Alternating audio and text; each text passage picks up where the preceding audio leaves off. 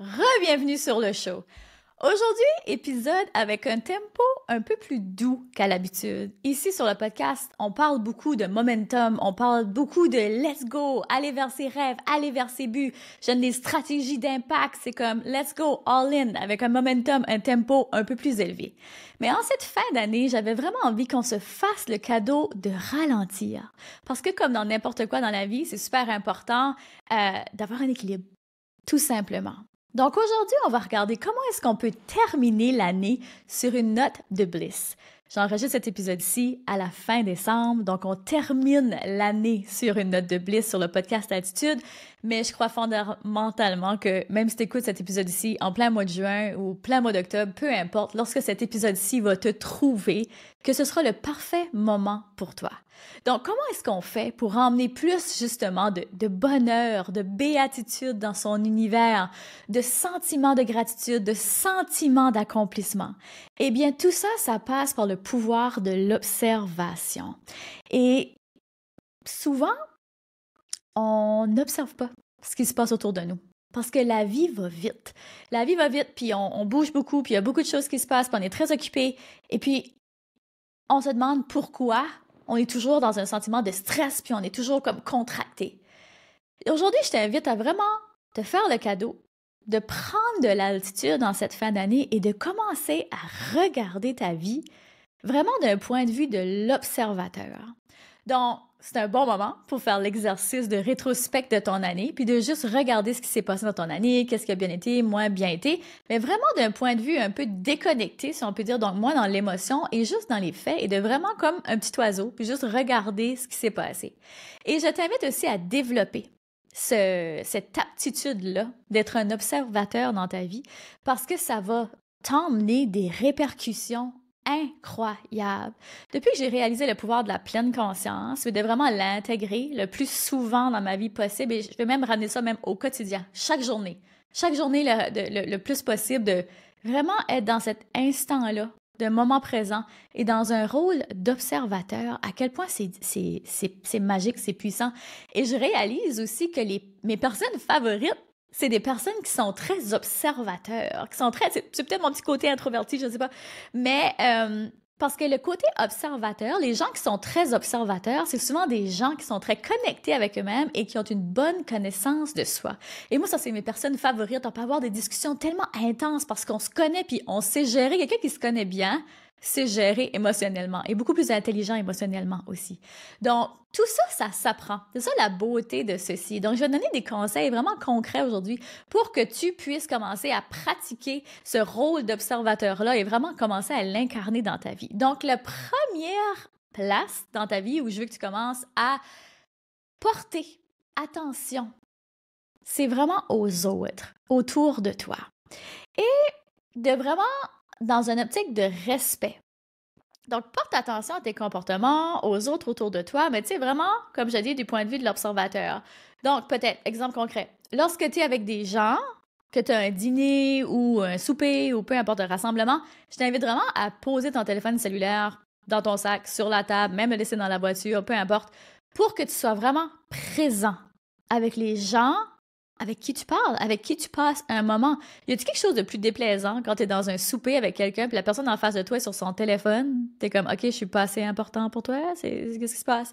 C'est vraiment déplaisant. C'est vraiment un manque de respect. Puis, cet épisode-ci, même si c'est un épisode, on peut dire, pour améliorer ta vie en général, tout ça, ça a clairement un lien avec la business. Tu me connais, je vais toujours faire des liens avec la business. Et la business, le monde des affaires, est tellement connecté aux relations. C'est les relations qui font que qu'est-ce qui va faire que tu vas te rendre plus loin qu'un autre en affaires. On va tellement plus vite ensemble que seul. Mais pas juste au niveau des pairs et de l'affiliation, mais aussi au niveau des gens. Si t'es pas capable de connecter avec les autres, vraiment d'établir des liens forts, t'intéresser aux autres, c'est vraiment difficile de bâtir une business ou de bâtir des relations, un mariage solide. Tu sais, même dans ton rôle de maman, ça va t'aider. Ça va tellement t'aider, justement, tu sais, par exemple, de prendre le temps de porter attention aux autres. Par exemple, moi, souvent, mes enfants, je m'arrête. comme encore ce matin, ma petite avait oublié, c'est pas ma petite qui avait oublié, excusez, c'est plutôt papa dans ce cas-ci ce matin, qui avait oublié les pantalons de ski pour jouer dehors, les pantalons d'hiver, d'habits de neige. Et là, l'école m'a appelé pour me dire qu'elle avait pas de pantalon pour aller à la récré, donc je suis allée lui porter. Et je le fais maintenant tellement automatiquement, donc je suis allée lui porter les pantalons à l'école. Et dans le corridor, pendant qu'elle s'en allait, vraiment, j'ai pris le temps de l'observer, de savourer ce petit moment ici. Et ça, je fais ça depuis que je suis maman. La maternité m'a beaucoup changé. Puis je sais que les enfants, ils grandissent vite. Puis je pense que c'est encore pire avec une deuxième parce que j'ai vu comment ça allait vite avec la première, puis comment il y a tellement de moments qui me sont glissés des doigts. Ah, puis des fois, je viens émotive là, quand je suis avec les enfants, par exemple, quand je les couche le soir ou tout ça, ou même tantôt dans le corridor, quand je voyais ma petite puce retourner dans sa classe de maternelle, tu sais, elle est toute petite encore, puis je la trouvais donc belle, tellement responsable, tu sais, j'étais comme, oh, so cute. Et c'était un moment de c'était vraiment un moment de wow, puis, mais ça, là, quand on est capable d'arriver à ça, de connecter, vraiment d'être un observateur dans sa vie, de vraiment observer sa vie, ce qui se passe autour de nous, d'être vraiment dans le moment présent, dans les émotions présentes. Wow, que ça nous connecte à plus grand que nous, même, j'ai envie de dire. Fait que prends cette habitude-là d'observer, de poser ton regard. Par exemple, comme je disais tantôt, aux autres. Ben, par exemple, dans un souper ou peut-être, bon, là, dernièrement, on a eu le rassemblement avec Monte le son. C'était le moment de rencontrer plein de gens. Prends le temps de regarder les personnes lorsqu'ils te parlent. Par exemple, lorsque tu serres la main de l'autre personne, prends le temps de garder ton regard, de faire le contact avec ces gens-là. Don't make it awkward, dans le sens que des fois, ça peut être comme weird, mais tu sais, prends le temps de vraiment les regarder, pas juste comme « Ah, bonjour, salut! » puis là, je passe à l'autre personne. Non, prends le temps de t'intéresser sincèrement aux autres. Puis à quel point ça fortifie des relations et à quel point ça fait de toi un humain plus attentionné. Un humain plus attentionné devient un meilleur vendeur. Encore une fois, je fais des liens avec la business, devient un meilleur orateur, devient communicateur. Donc, c'est vraiment un beau skill à développer. Donc, je t'invite, premier point, à porter attention aux autres, aux émotions des autres, ressentir les autres. Hey, imagine, là, ça m'amène même à penser en entrevue de podcast. En entrevue de podcast, c'est très rare que je vais avoir une série de questions. J'ai 2-3 questions, souvent, qui vont un peu donner la trame d'où est-ce que je vais aller avec cette entrevue-là. Mais autre que ça, je suis complètement dans l'instant présent, puis je suis très portée sur l'autre personne, puis même si tu m'écoutes sur YouTube, tu vas souvent réaliser que souvent, ça c'est quelque chose que je fais automatiquement sans nécessairement y penser, mais je vais souvent prendre la même position que l'autre personne. Donc, si la personne est vraiment avancée dans mon écran, souvent tu vas me voir, je vais te placer comme ça. Si la personne est plus distante, bien souvent, tu sais, c'est vraiment, j'embarque dans l'univers de l'autre personne, comme je m'imbibe de ses émotions, de son ressenti, de ce qui se passe, où est-ce qu'elle veut aller, je ressens qu'est-ce qui est important pour elle, quel sujet qui est important de parler, où est-ce que, tu sais, ça me vient automatique les prochaines questions comme ça. Donc, ça me vient si facilement parce que ça fait longtemps que la psychologie humaine, que l'humain me fascine. Et ça m'amène à un des points qui est de t'intéresser justement, de porter attention à l'humanité. Comme tellement important. Par exemple, moi, pendant que j'étais à la maîtrise en counseling psychologique, j'étudiais justement le comportement, la psychologie humaine et le comportement humain et tout ça, et j'adorais à ce moment-là, tu sais, quand t'es imbibé dans quelque chose, puis ton focus est comme tout là, parce que t'es en train d'étudier ce sujet-là, j'adorais aller m'asseoir dans les centres d'achat. Ça donnait que souvent, j'allais dîner dans un petit centre d'achat qui était, pas un petit centre d'achat, mais un centre d'achat qui était pas très loin de l'université. Et au lieu de retourner à la maison souvent, comme je préférais aller manger là que d'aller manger à la genre directement sur le site de l'université. Et j'adorais examiner les gens, observer les gens. Juste tout simplement comme ça, juste observer les gens j'ai quasiment envie de te dire pas un état de bliss, mais tu sais, j'aimais comme regarder ces personnes-là puis me dire comme, c'est quoi son histoire à cette personne-là? Qu'est-ce qui est bien son histoire? Qu'est-ce qui est bien son vécu? Puis, tu sais, juste envoyer de l'amour. Hein. Quand je voyais qu'une personne avait de l'air plus triste ou plus seule, ben, dans mon cœur, dans ma tête, dans mon énergie, j'étais comme, j'envoie beaucoup d'amour à cette personne-là. J'espère qu'elle est pas seule. Fait que je faisais comme un genre de petite prière, si on veut, pour cette personne-là. Ça peut paraître ben stupide dit comme ça, là. Mais moi, ça me faisait beaucoup de bien. J'avais l'impression qu'en quelque part, je faisais quelque chose de bien pour l'humanité. OK? C'est vraiment abstrait. Mais pour moi, ça, puis même chose, je le fais encore aujourd'hui. Je le fais encore, je vais voir une caissière, par exemple, à l'épicerie, je vais prendre le temps de la regarder dans les yeux, lui faire un beau sourire, lui dire un beau merci sincère, lui souhaiter une belle journée. Je vais prendre le temps de faire ces choses-là. Même chose si je suis dans la file d'attente, puis je vois quelqu'un en avant de moi, puis que, par exemple, j'aime son manteau ou quelque chose, puis of course, il faut que ça soit sincère toujours, là. Commencez pas à donner des compliments automatisés que vous pensez pas, mais si vous voyez quelque chose de beau sur les autres personnes, dites-lui. Ça, c'était quelque chose qui m'avait vraiment, tu sais, comme juste ça, justement, de parler à des étrangers. Ça m'avait tellement frappée. Je viens d'une toute petite ville, là, en Acadie, donc, probablement, tout le monde se connaît, fait que c'est pas awkward là, de parler à la personne en avant de toi dans la file d'attente, là, comme, tu sais, c'est quelque chose de courant ou de, tu sais, s'entraider, dire merci, tu sais, des sourires, tout le monde se fait sourire, tu sais, dit bonjour, pas tout le monde, mais la majorité, right? Ça fait partie de la culture ici. Et lorsque je suis arrivée justement au Québec, en Ontario, où j'étudiais, j'ai les deux provinces parce que j'habitais au Québec et j'étudiais en Ontario. C'est juste traverser un pont, c'est juste traverser une rivière. C'est vraiment très près, c'est vraiment sur la frontière. Donc, j'étais vraiment surprise comment je me faisais regarder quand je disais bonjour aux gens avec un beau sourire. Tu sais, moi, je rencontrais quelqu'un dans la rue, c'est comme bonjour, tu sais, ça fait partie de qui je suis, comment on fonctionne ici. Et à chaque fois, les gens étaient comme un peu surpris ou un peu comme « Hey, tu viens de rentrer dans ma bulle, j'aime pas ça. » Puis ça me rendait un peu triste. Ça me rendait un peu triste. Puis je crois vraiment que, justement, en faisant un épisode comme aujourd'hui, si toi, tu peux commencer à faire ça, si tu te sens bien là-dedans, bien sûr, je sais à quel point on peut rendre le monde meilleur, l'humanité meilleure, en quelque sorte, juste avec des petites choses comme ça. J'y crois profondément. Puis je pense que si chacun, on fait un petit bout de chemin comme ça ensemble, jusqu'à quel point ça peut faire une grosse vague, en fin de compte. Fait que ça, c'est un autre point. Le prochain point, c'est de porter attention à tout ce qui t'entoure. Tantôt, je suis sortie faire marcher mon chien, jouer un peu avec le frisbee et tout ça. Et j'ai vraiment pris le temps de ressentir le soleil sur ma peau, regarder le sol gelé. J'ai la chance d'habiter près d'une belle rivière gelée. Donc, prendre le temps de regarder ça, vraiment comme m'immiscer là, dans ce sentiment-là. Ça n'a pas duré longtemps, là, ça a duré quelques secondes, mais ça m'a emmené dans un niveau d'énergie tellement plus doux. J'étais dans un moment de ma journée où ça courait, j'ai beaucoup de choses à terminer, on est en fin d'année. Fait que moi aussi, je cours. Puis là, il fallait que je sorte dehors justement pour faire courir le chien, attendre ma fille à l'arrêt d'autobus. Donc, ça coupe un peu ma journée. Puis ça, des fois, ça me frustre. Je vais être bonne honnête, des fois, ça me frustre parce que je suis comme, Colibine, j'ai plein d'affaires à faire. Comme, il est juste 2 heures, j'ai pas le temps d'arrêter. Comme, tu sais, j'ai tellement de travail. Puis ça me coupe un peu dans mon flow parfois. Mais au lieu de me laisser aller dans cette énergie-là, puis sortir dehors, puis être frustrée, puis accueillir ma fille frustrée, non, c'est pas le genre de moment que je vais être. Donc, ça m'aide beaucoup. Quand je me sens comme ça, je me sentais pas comme ça particulièrement aujourd'hui, mais ça m'arrive souvent de me sentir comme ça, des fois, cette petite frustration-là qui monte. Fait mais ça, je le fais à chaque fois quand je sors dehors.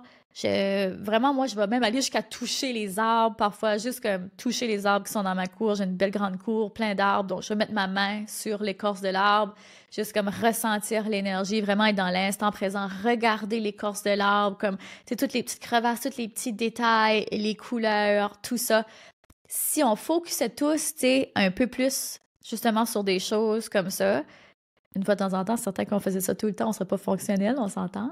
Mais de juste faire ça une fois dans sa journée, à quel point ça recalibre notre énergie. Ça recalibre notre énergie, notre taux vibratoire. Donc, je t'invite à le faire. De juste garder, te forcer au début peut-être à garder ton regard, poser ton regard plus longtemps sur une chose en particulier. C'est pas obligé d'être à l'extérieur, là, ça peut être sur ton propre corps, tu sais. Dans un épisode de Pleine Conscience que j'écoutais récemment, la personne disait « Ben, tes mains. » Puis ça, c'est drôle, là, moi aussi, je donne souvent cet exemple-là en gratitude, tu sais, quand vient le temps de faire le journal de gratitude, puis souvent, les gens, ils savent pas quoi écrire. Ben, je suis comme « Prends une partie de ton corps, puis juste nomme 3 reconnaissances pour cette partie-là de ton corps. » Et moi, souvent, je donne l'exemple, même en conférence, des mains. Parce que je vais dire, par exemple, je suis reconnaissante pour mes mains, parce que mes mains me permettent de m'habiller, me maquiller, me baigner, étreindre mes enfants dans mes bras, toucher mon mari, tu sais, tout ça, c'est tellement manger, me nourrir. C'est tellement fantastique quand on s'arrête 2 minutes en pleine conscience et qu'on réalise ça. Waouh, le sentiment de reconnaissance qui tout de suite nous envahit. On le fait pas assez souvent. On est toujours à la recherche de plus, go, go, go. Wait a minute. Comme tu as tellement de raisons d'être reconnaissant, il y a tellement des belles choses qui t'entourent et qui sont juste là, sous ton nez. Donc, si tu peux juste te forcer, poser ton regard quelques secondes de plus, qu'est-ce que tu verrais que tu n'as pas vu avant? Ensuite, prochain point. Je veux t'amener à porter ton attention sur ta respiration. Parce que ta respiration, c'est la vie.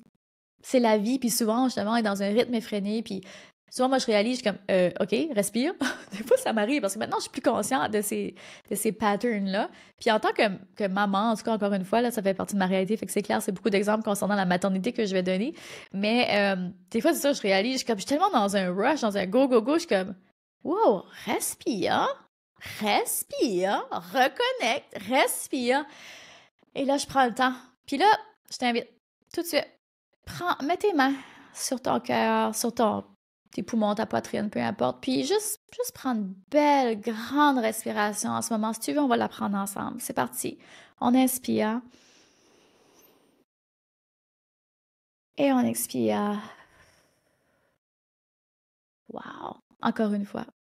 Simple, gratuit, efficace, puissant.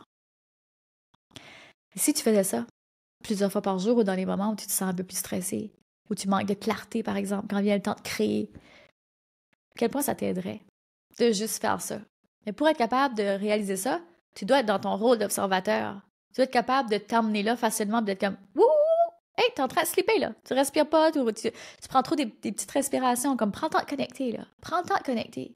Puis prends le temps pendant que tu prends cette respiration de dire tu sais, comme cette personne-là, là, toi, là, dans toi, là, souvent, justement, on est déconnecté, mais d'une autre façon, pas dans notre rôle de l'observateur, mais dans notre rôle de, j'ai envie de dire, dans notre rôle de la personne qui court dans la poursuite de tout, là. Toi, t'es là, à l'intérieur de toi, cette version calme-là de toi, cette version consciente de toi, cette version alignée de toi. Toujours là, là. Des fois, on cherche pour plus, mais tout ce que tu as besoin est déjà là. Tout ce que tu as besoin pour t'amener plus loin est déjà là. Calme-toi, ressens-toi, aligne-toi. Ça va aller beaucoup plus vite. Ça va aller beaucoup plus vite. Ensuite, le dernier point, puis c'est un des points favoris, là, quand je l'écrivais, les notes avant de venir en épisode, j'étais comme « Oh, c'est tellement ça, c'est tellement là que je vais vous amener. » C'est vraiment de porter attention à tout ce qui t'amène du bliss dans ta vie. Puis quand je dis bliss, là, c'est sûr que c'est le mot anglais pour béatitude, et je crois que c'est, oh mon Dieu, je me rappelle plus, pas frénésie, en tout cas, je sais plus c'est quoi le mot en français pour bliss, mais ce que ça veut dire, c'est que c'est vraiment un état de béatitude, où on se sent tellement bien, où c'est justement l'exemple, tantôt, quand je disais que je vois mes enfants des fois, puis je suis juste comme, oh, c'est tellement comme un beau moment qui vient me toucher, je me sens tellement bien, je me sens tellement fière, je me sens tellement reconnaissante, tu sais, c'est vraiment ça, cet état de bliss-là. Fait qu'est-ce qui t'emmène ça dans ta vie? Puis je t'invite même à journaler sur ça, à écrire sur ça. Et moi, je l'ai fait, cet exercice-là, parce que j'aime ça en fin d'année. Je fais plein de journaling, j'ai fait un épisode là-dessus. Puis c'était important de reconnaître qu'est-ce qui nous amène cet état de bliss-là. Boum! Comme ça, rapidement. Puis de l'intégrer le plus possible dans sa vie. Et quand moi, je journalais, une des choses qui m'emmène dans un état vraiment rapide de bliss, c'est la poésie. Lire de la poésie ou entendre quelqu'un qui parle de façon poétique ou qui lit de la poésie, waouh! Moi, ça me transporte. Ça m'emmène vraiment dans un état de bliss. Puis j'ai réalisé que j'ai même pas de livre de poésie. Puis j'étais comme, OK, ma prochaine action, c'est de m'acheter un livre de poésie. Fait que si tu as des recommandations sur un bon livre de poésie, s'il te plaît, je suis preneuse. Mais oui, ça m'a fait réaliser que la poésie, pour moi, c'est quelque chose qui me transporte. Une autre chose qui m'a fait réaliser qui me transporte, c'est Tina Turner. La musique de Tina Turner. Mon Dieu, qu'à chaque fois que je l'entends, je suis comme « Waouh! État de bliss instantané. » Je l'adore. Je l'adore. C'est tellement une grande dame comme c'était malheureusement, mais quel beau cadeau elle a légué à ce monde. Donc, je suis certaine que par la musique, toi aussi, tu peux atteindre cet état de bliss-là. Quel chanteur, chanteuse, groupe t'apporte cet état de bliss-là. Puis incorpore ça dans ta vie le plus possible. Ensuite, Une autre chose qui m'amène vraiment dans un état de bliss, c'est les câlins avec ma famille, mes enfants. Et là, je vais t'amener un petit côté scientifique du câlin pour te montrer à quel point c'est puissant. Oui, ça nous amène dans un état de bliss, mais encore plus que ça, il y a un cocktail chimique de la gratitude qu'on est capable d'atteindre par le câlin. Puis je trouve ça tellement fascinant, tellement intéressant que j'étais comme « Oh, j'amène ça moi sur l'épisode, c'est bien trop cool! » Donc, lorsqu'on prend le temps d'étreindre quelqu'un dans nos bras, donc lui faire un câlin, un hug, et qu'on tient le câlin un bon 6 secondes, automatiquement, dans notre corps, on va sécréter de la sérotonine et de l'oxytocine, qui sont deux choses chimiques qui vont créer ce cocktail chimique-là pour pas non seulement toi, mais aussi pour l'autre personne.